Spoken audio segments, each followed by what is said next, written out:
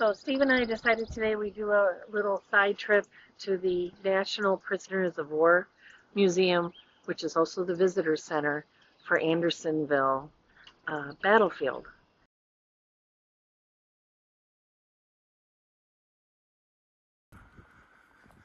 Going to get the Bark Ranger. And hands down, the most difficult national park sign to get a photo with.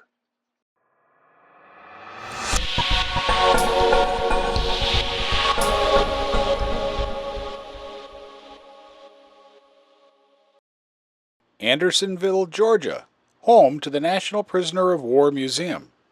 The National Prisoner of War Museum is the only museum in the United States solely dedicated to preserving and sharing the history, sacrifices, and experiences of all American prisoners of war across all conflicts. Which was the largest prison camp in the world. 45,000 Union soldiers were kept here. Up to approximately 13,000 of them died of poor conditions, malnutrition. Museum, it was picked by former prisoners of war for their artifacts.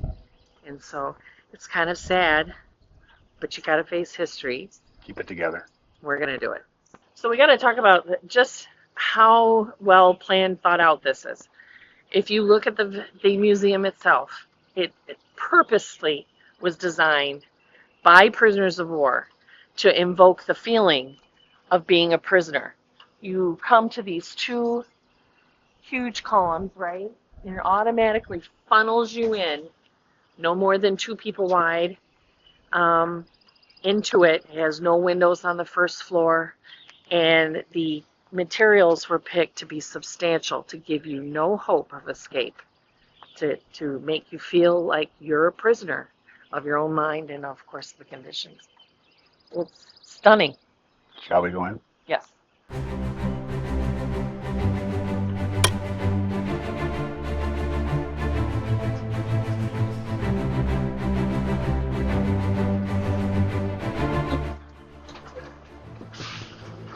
Oh, wow.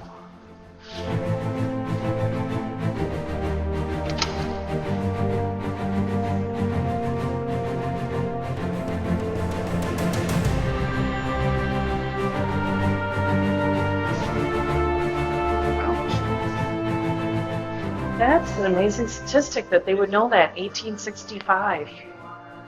2,300. 23 people died on this day in 1864 in the prison. No, this is how many died. This is how many were here. Right. Right. 23 died yet on this day. Wow.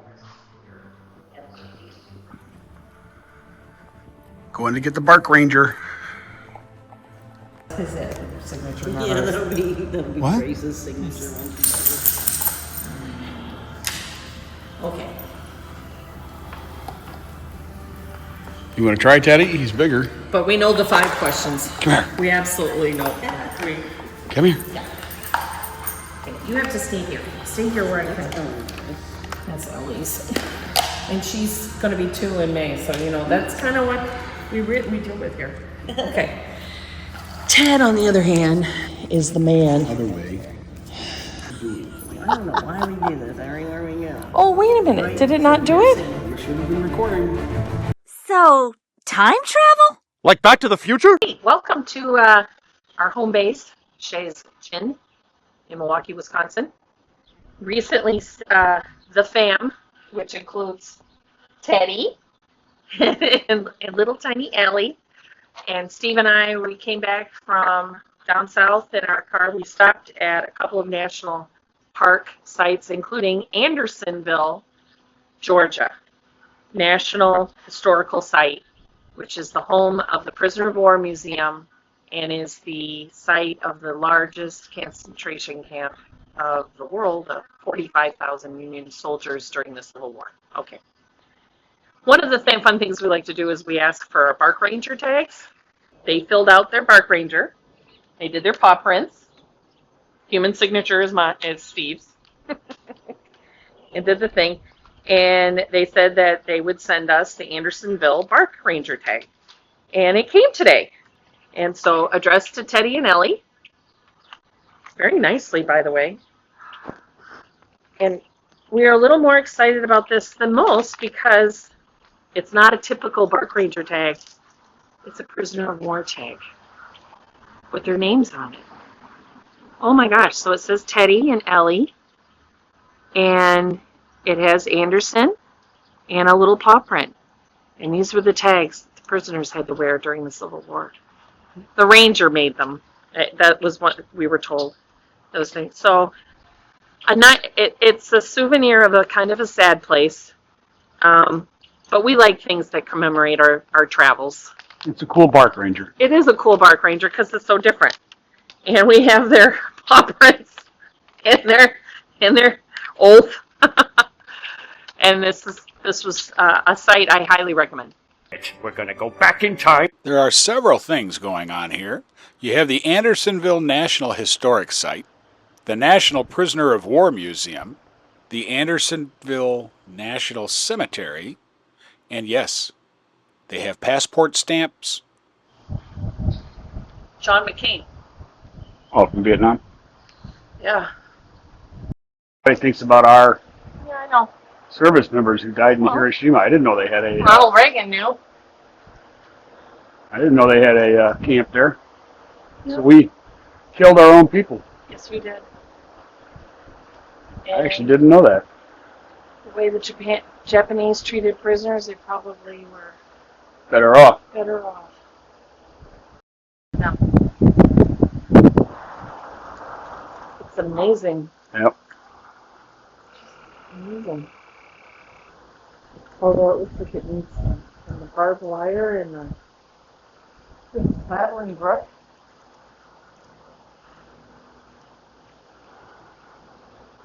Andersonville. Yep. There's the berm. Okay. So we are here. This was the inner stockade. The earthworks were part of the boundary, I think, right? Yeah. Second hospital, third hospital, Star Fort, guard house, dead house. I don't know what. Oh, for dead people, right? Bakehouse, earthworks, Camp Sumter. So yeah, they had a big earth berm around it, and then they. Earthwork defenses. Yeah. Can't even imagine how crowded it was. So there was just 3 lines of picket fences. That's all they needed to keep them here. Wow. Keep it with the poop. Oh. Well, they weren't fed enough, The but conditions. because you've 'Cause been in one. Here's the cannons. And then the earthwork. Where's the earthwork on this? Oh, okay. I see all the monuments. Like every other battlefield we'll go to, there'll be some group built. Here's the deadline. It had a river running through it for sewage. Remember? They are Pete and Pipkin. Where is that? It must be farther out, or is it that line over there? Improvised shelters called shebangs. Prison within a prison. Men were confined by other living bodies as well as stockade. You couldn't move anywhere. There was too many people. Made out of. So if they could get the clay together, they would make them out of clay, and then the army blanket would go on top. Right? Fragments of old clothing, oilcloths. They had to provide their own shelters. Sticks and pieces of clothing. Where are they getting the sticks from? Right? Leaky tents and lean-tos.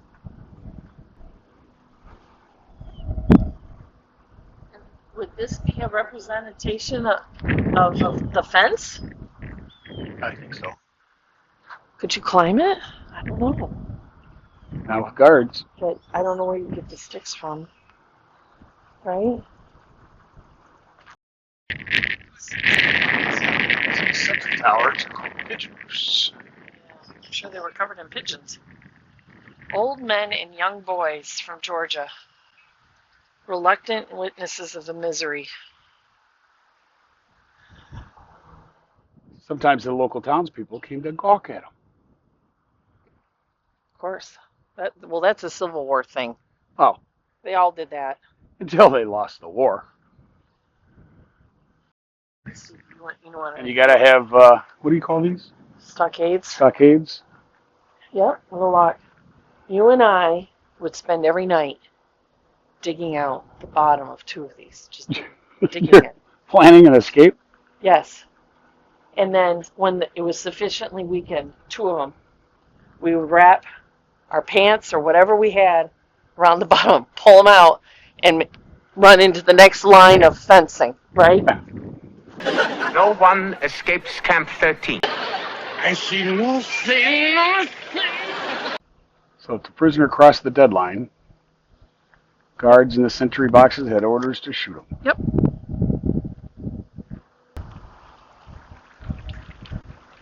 They knew what they were doing.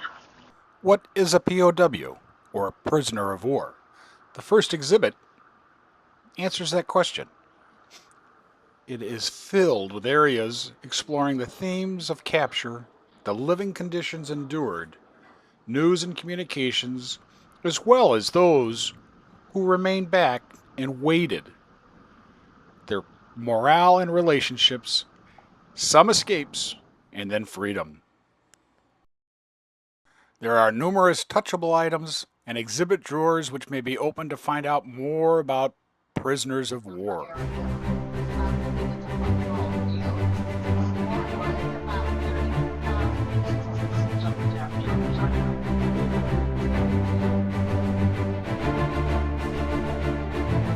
Here we are entering the Andersonville National Cemetery. As all national cemeteries are, what an impressive view.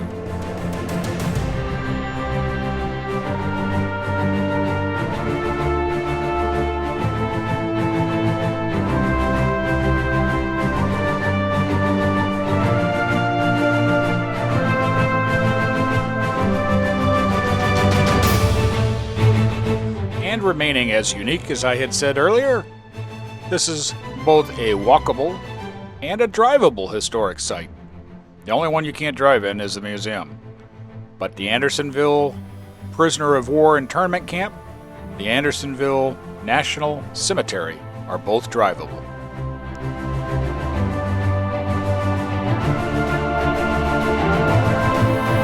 I can't even fathom what it would have looked like having tens of thousands of prisoners of war stacked on top of one another in this area.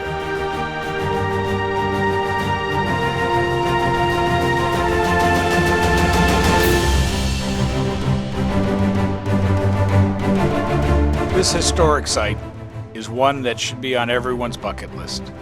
It is absolutely stunning and incredible. Oh, and the most difficult national park sign for us is this one. Just the expanse of it trying to get into the middle. And hey, if you made it to the end, thank you very much for watching. Hit that thumbs up. And if you want to see more, click subscribe. We'll let you know when the next one's coming out.